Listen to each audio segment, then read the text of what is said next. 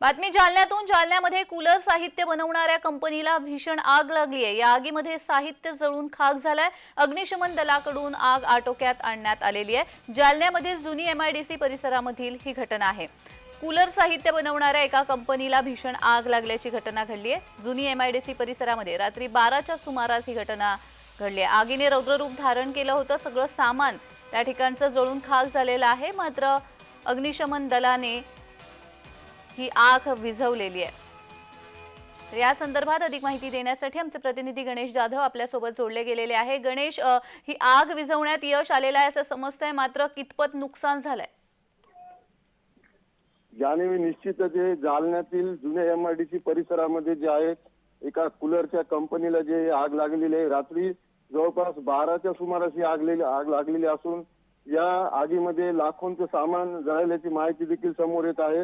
रात्री 12:13 सुमारास जे आहे जवळपास जालन्याच्या अग्निशमन दलाला फोन आला होता आणि अग्निशमन दलाने जे आहे तात्काळ घटनास्थळी आपल्या एक बंबाचं पाचारण केलं होतं। मात्र आगीची लोळ एवढ्या रुद्ररूप धारण केलं होतं की त्यांना आणखी 2 बंबांना त्या ठिकाणी पाचारण करावं लागलं आणि त्यानंतर परत त्यांनी या 3 बंबाच्या सहाय्याने जे जवळपास 10 फेऱ्या म्हणजे 50,000 लिटर पाणी वापरून ती आग जी जवळपास 2 ते 2.5 तासामध्ये आटोक्यात आणलेली आणि या आगीमध्ये जे आहे मोठ्या प्रमाणात नुकसान झालेलं आहे। जी जी गणेश, मात्र आग खरं तर मोठी खूप दिसते आहे, मात्र या आग लागण्याचं कारण समोर आलंय का? जाणीव निश्चितच, मात्र या आगीचं कारण कशामुळे लागली काय लागली हे अद्याप अजून समजू शकलेले नाहीये।